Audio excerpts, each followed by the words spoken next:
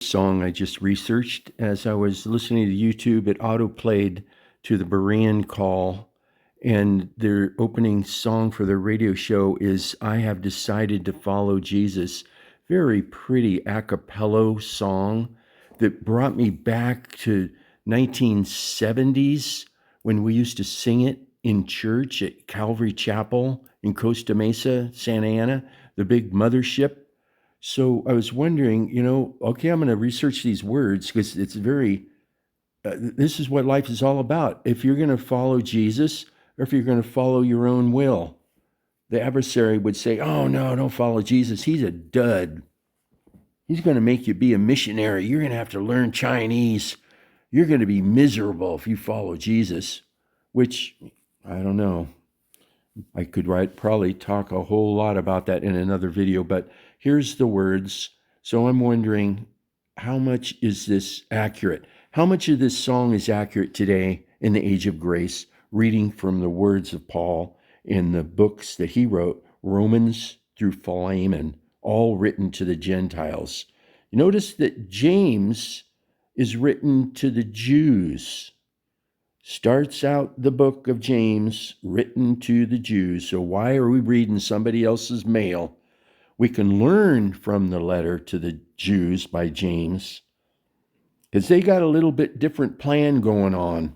And that's what rightly dividing is all about, is deciphering what applies to us and what applies to the Jews. And it's very easy right there in the first line, I think, of James.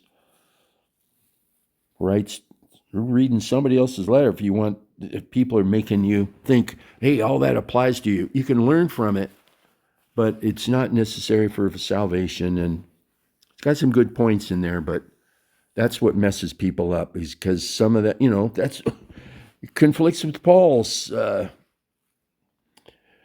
What's he say? You can't, belief doesn't, works. I don't know. I don't really want to talk about that. I want to talk about this song and see if there's anything here, if it's a performance-based or if it's age of grace-based. It's very touching. It gets my emotions stirred up of devotion to God. And I'm wondering, does he really enjoy all of this? I've decided to follow Jesus, of course.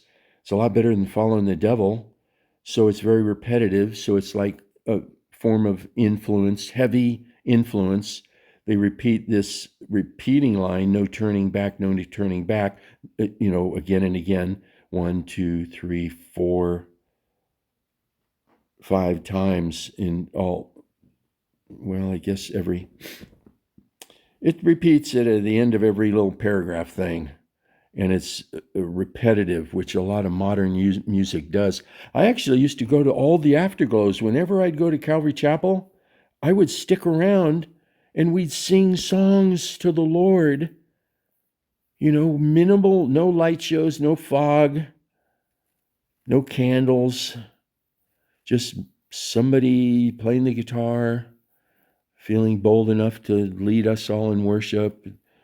Is accepted by Christ, reconciled with God, didn't have any shame, guilt, fear, condemnation, up there edifying the 30 of us that would stay after the church service, wanting to worship God, a place of peace and calm and time, like eternal now. As you're worshiping God, it's kind of like an eternal now, kind of ever present in the present moment. So some people nowadays say it's wrong to repeatedly repeat the verse, or they say like a mindless chant or something.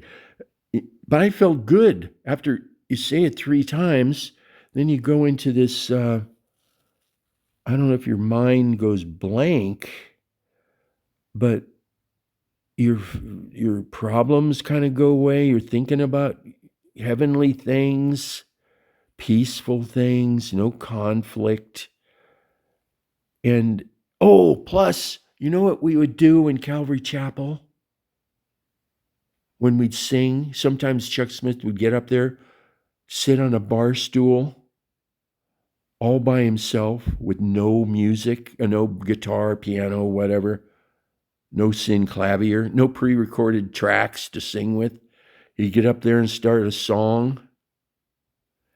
And people, when the song was over, we'd raise our hand up, point with our index finger to give glory to God, one way to heaven. All praise to God. Look up, one will. We're all of one will. We're all of one accord, united with worship in a proper way, giving God the glory, not perverted music like Perry. Who's that poor girl? Somebody Perry. She's got a song. I kissed a girl and I liked it, and so what in the world is she singing that for? I mean, she's supposed to kiss boys. So that's how off the tracks our world has become, openly proclaiming. And plus, they do the same thing. Tell you, we got to have a radio, going. Oh, what's the current hit? What's the current influencer going to influence us with to seek our own and shoot for the stars? And you're a firework, and half of it's got a good message, but the other half is don't become a firework and get out of the fire and out of the pan and into the fire like Lucifer trying to do a takeover plot.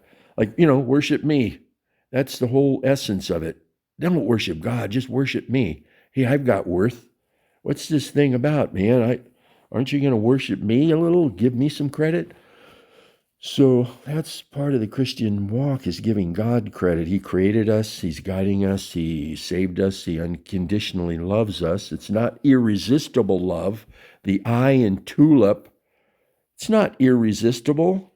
That's like Fred Flintstone bonking Wilma on the head and saying, my love for you is irresistible. You don't have anything to say about it because I'm bonking you on the head. Is the I in tulip Fred Flintstone's club that God has irresistible love? I don't think so, because I know one guy, Video Bob, is on the internet, lives in Las Vegas, raised somehow Christian, because he's got some Christian beefs with prayer and people mentioning God on his live streams.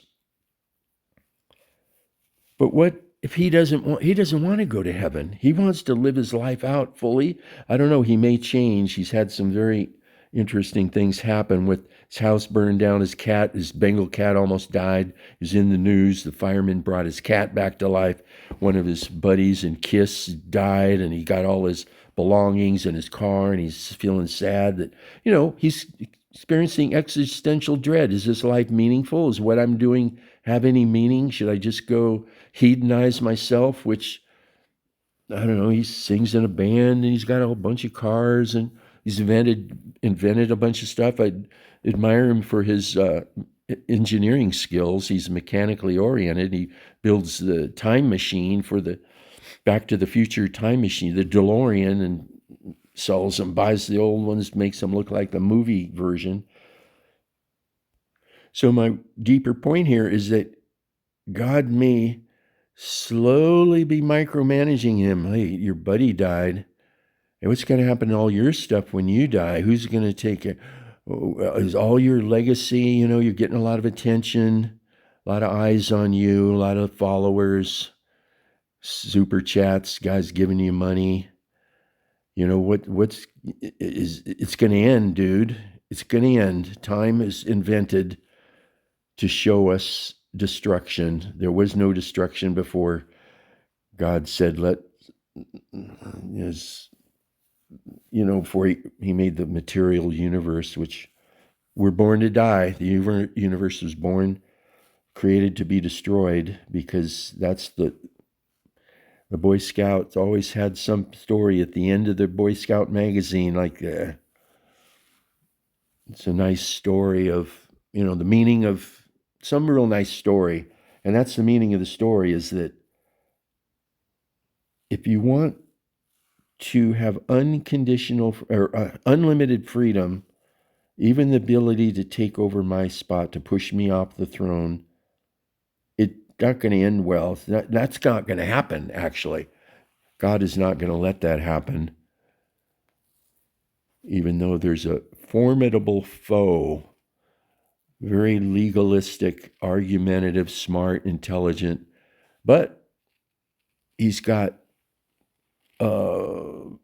crazy pride. He's got, what's the word for that? There's two types of pride. You can have pride in God, and then you can have foolish pride. There you go. He's got foolish pride. He thinks that he can get enough people on his side, just like the politics of today. Hey, I'm going to promise you free bus rides. Everybody, we should give just poor people that don't have a dime, let's give them free bus rides. Yeah, but make sure you vote for me.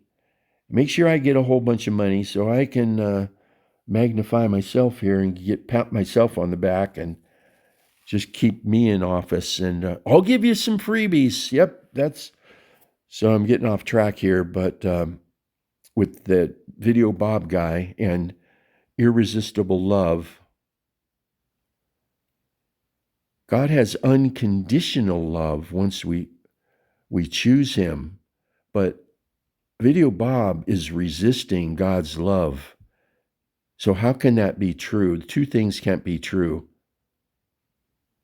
The love that God has for Bob makes him without any power to say no to God.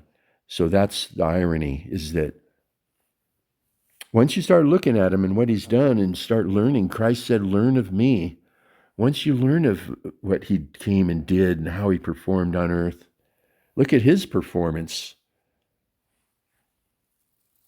He is a rightful leader. He's shown and proved that he would be worthy to be, president or the dictator of the world.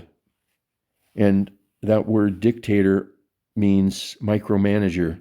We're going to give you the food, tell you where to work. We're going to give you the car. You only have the choice between this Trabant and a bicycle. You better be good to us to get the Trabant.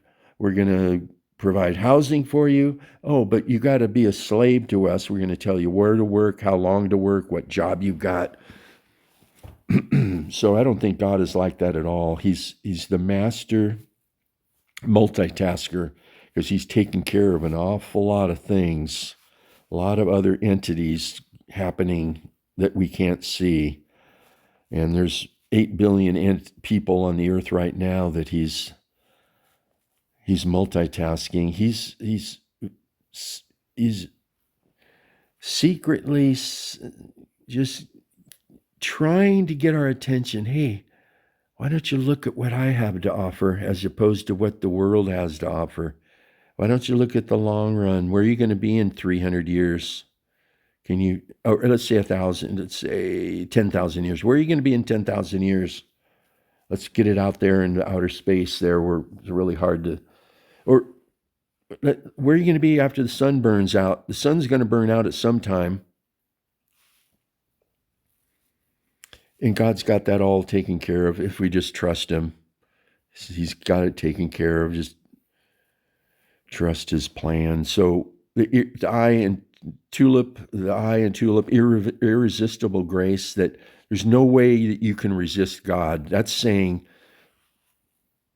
if God has chosen you, which talk about an elite egotistical religion to get into, the Calvinists saying, well, God chose me, but I don't know about you. He may not have chosen you. Well, how do you know that God chose you? Oh, we're not supposed to know that. We're not supposed to judge that. We're not supposed to analyze that, because what went up, God went up to, and then he came down. And they try to use some verse like that has no meaning, because we are to look at other people and ask ourselves, I'm on the right track, and is that guy leading me down the wrong track?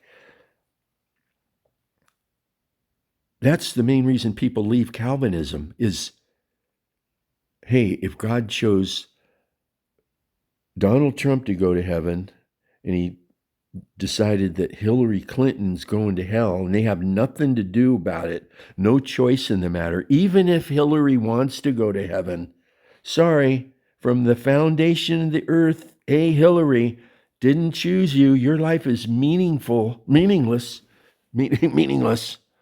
I chose Donald Trump because what he's standing up for a little more righteousness than you are. Just a tiny bit more.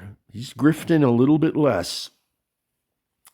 You're a total grifter, Hillary, but Donald Trump, he's like one grift below you. So you put him on a scale. I chose Donald Trump because he's less of a grifter than you are. He's looking out for people. He's not creating foundations and taking 95% of, charitable foundations, taking 95% of the money. I don't even think he takes a salary, $1, I think, which is virtue signaling. I pray that he gets into heaven. Right now, he can't stand up for Christ because he would get bowled over. Any politician that says, I believe in Christ and you ought to do it too, totally they're going to kill the messenger, totally kill the messenger. So I think God is using his, what he says is, I don't think about repentance. I think I'm just going to try to do a little bit better. I'm going to try. They couldn't get the ice rink built there in Manhattan or whatever it is, Grand Central Park. He comes in, he's got the oomph to get the contractors to build it. And he got the ice rink. I think that's what happened in there. He got it built under budget, in time. And same thing in California. Our governor gets $20 billion to build something. Can't even get it done. We're built like, what is it? Quarter of a mile or less. And who wants to go to Fresno or Bakersfield or wherever? And it's total grifting. He gives the money to his buddy contractors, and hey, make sure you give me money so I can get reelected, or vote for me and I'll give you more money. It's a whole political grift of, I guess that's what the word politician means, is ability to influence others and make promises. So God is a God that makes a promise to us that he's going to take care of the afterlife for us and the spaceship to get us from this body into our new body, incorruptible. He's made a promise.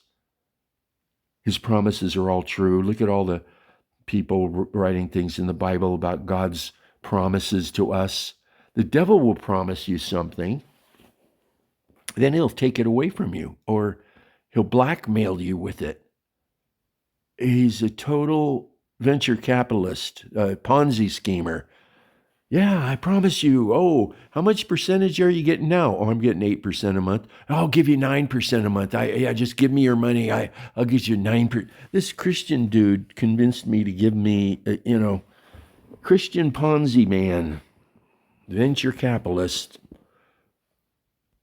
I actually heard him say one day, because he'd hired me to do his video productions. He's going, yeah, I'm tired of giving, as a venture capitalist, you just find an idea that some guy's got, their product they want to build, and you say, I'll help you raise the money. Let me promote your idea, your product. I'll give you 75% of the money. I get to keep 25%. It's a contract. I represent you. I'll help you. I'll try to get it, and I'll try to get people to donate or whatever, invest. Invest is the word, because it's promising. Like this van thing that this one guy tried to, look at this camper van. It's like the Rolls Royce of camper vans, and he's showing me the brochure or something, and he said, well, yeah, can I put you down for like $150,000? Must have been the end of the month or something, because he was hot after getting, and I would tell him, I'm not going to give you any money. I'm putting my money in certificates of deposit that are guaranteed a certain amount every month. I'm not going to gamble with your harebrained idea that hasn't even done one prototype of the product yet. So he went from being a venture capitalist, which I guess there's laws and rules. Hey, if anybody tells you, oh, you got to sign this piece of paper, you're investing money that if you lose it all, it's not going to affect your well-being and make you destitute. There's some piece of paper, I've had to sign it a couple times because I was trying to invest the money properly and naively giving it to people who did not have my best interest in mind. They had their best interest in mind because they were getting 25% of the cut, $100,000. they get $25,000 for signing you up, and then they just, well, see you later. I'm not helping this guy make this prototype. It's out of my hands. It may fail, it may succeed, but most likely it's going to fail, and you're going to be out $100,000 and wondering what happened, or just the pride to say, yeah, I invested in this company, I don't know. I hope they get going pretty good.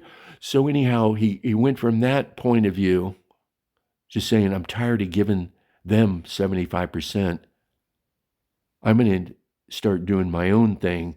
So he invented something, just this, I can't even remember what it was. I remember he's saying, oh, he promised more money. So it's like, what kind of idiot is not going to take 9% instead of 8%? And he's your friend. You're doing business with him. Hey, I want to keep him, keep getting business from him. So anyhow, Ponzi scheme turns into, you're losing all the money, and I have no idea where this guy is now. So let's look at this lyrics again. So look at the new lyrics. They changed. Oops. I don't know what I touched there. Oh, wait, I must hear their lyrics to more modern acoustic folk version. So they changed this, though I may wonder, I will still follow. So I've heard another song, though I may wander, I still will follow. Because sometimes walking down this path of life, we tend to walk between the guardrails. It's best kind of walking down the center of the road or whatever, the lane. But a lot of times we're bouncing off the guardrails.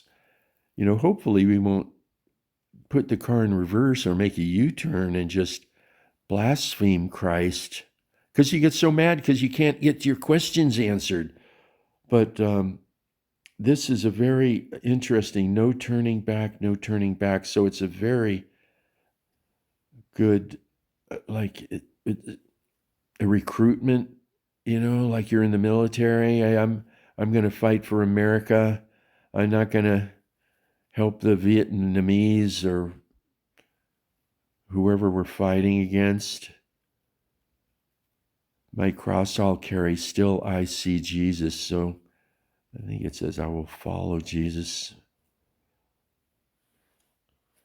Though none go with me, still I will follow. I mean, a lot of times we're walking through, we're wondering if people have the same questions or where do I get the answers? And whatever you do, don't go ask the pastor. Chuck Smith actually stopped doing counseling. I asked one question to a pastor, and I said, Christ died for us, had a plan for our salvation. The devil's in the same predicament. Is there a plan for his salvation? He goes, hey, Christ didn't die for the angels. Well, that's obvious there, Mr. Pastor Dude. Isn't there anything deeper? So obviously he wasn't. I talked to another friend who's now a Calvinist. I remember asking him, hey, can you see the similarities between us and the angels? And he just starts going off, oh, we're nothing like the angels. No, we're not like the angels at all. Nothing to learn there. Nothing to see here. Hey, are we more like the angels or more like a monkey or gorilla? Scientists want us to think, oh no, you're like a gorilla. Anyhow, there's no conversation with that Calvinist friend. So this line here, though none go with me, still I will follow. That's very applicable. The world behind me, the cross before me, I think that applies today. Always at the foot of the cross, just, we're nothing without Christ. And the irony is he makes us his heir and we're one with him. So right now we're not much, we're the low man on the totem pole, sort of. But when we die and go up to be with him, we're right there at his dining table, or totally taken care of. My cross I'll carry till I see Jesus. So I guess it's just, carry on, my wayward son, carry on. Will you decide now to follow Jesus? So this is a nice little question. Well, what's the benefits of following Jesus? Sometimes there doesn't seem to be many benefits. You get crucified or martyred. So down here, these new one, though I may wonder, still I will follow. That's the same. That's the same. That's the same. Here's some visuals from Jason Levick's official music video. So you could type on that, I guess, and watch the music video. So anyhow, what a song. Do you think we'll ever be singing this in modern box churches, the big house churches? A cappella without any smoke machines, no light shows, no candles. So this is traditional folk hymn originating from India, often using a simple sung with repetitive structure. The verses vary slightly across hymnals and recordings, but these are the most commonly accepted and widely used ones. So the lyrics change a little bit over the centuries or whatever. But what a concept. I have decided to follow Jesus. I'm trying not to follow the devil, and talk about snubbing the devil. And if God can get everybody to follow him without seeing him, the devil's lost. So there you go. Thanks for listening all the way to the end.